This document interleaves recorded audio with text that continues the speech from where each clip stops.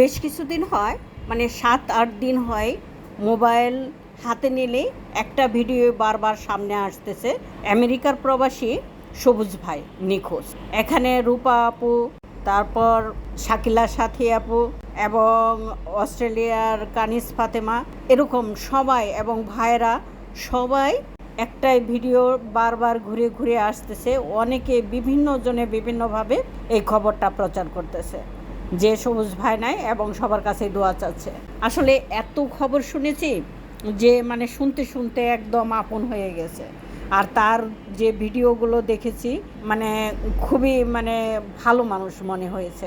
আমি আসলে সে নিখোঁজ হয়েছে সে বিষয়ে আসলে তার সম্বন্ধে কিছু বলতে চাই না, কারণ নিশ্চয়ই সে জ্ঞানী মানুষ এবং অনেক বুদ্ধিমান, কারণ সে ইঞ্জিনিয়ার। কিন্তু কিছু জিনিস তার বিপক্ষে কাজ করেছে।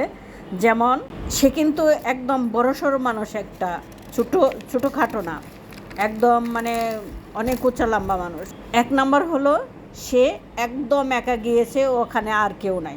আর ওই জায়গাটা ডেঞ্জার জোন লেখা আছে, তারপরেও সে ওভারটেক করে মাছ ধরার নেশায় চলে গেছে ওই পার পর্যন্ত। এলাকাটা মরুভূমি, একদম নির্জন, অন্য কোনো লোকজনই নাই সেখানে। সে সাঁতার জানে না, 4 নাম্বার। আর 5 নাম্বার হলো, আর তার বয়স হলো 40-45। হঠাৎ স্ট্রোক বা হার্ট অ্যাটাক করে পানিতে পড়ে গেছে। সে যেহেতু সাঁতার জানে না, স্রোতে তাকে গভীর পানিতে নিয়ে চলে গেছে।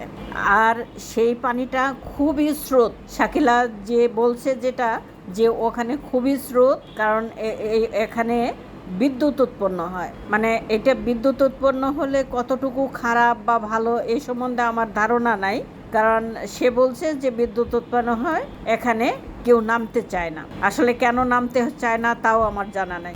আর 6 হলো তার মোবাইলের চার্জ নাই।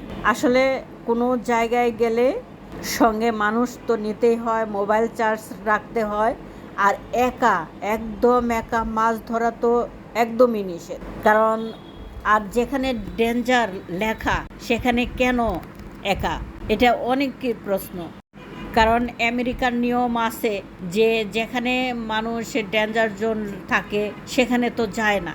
এটা তো তার ভালোভাবে জানা, কারণ সে আজ বা কালো যায় নাই। আমি তার স্ত্রীকেও দেখছি, সে একটা ঘরে ঢুকলো, মানে খালি, একদম খালি।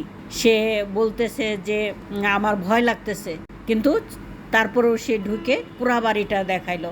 আমারও একদম দেখে গাটা ছমছম করে উঠছে যে সে কিভাবে একটা বাড়িতে একটা মেয়ে মানুষ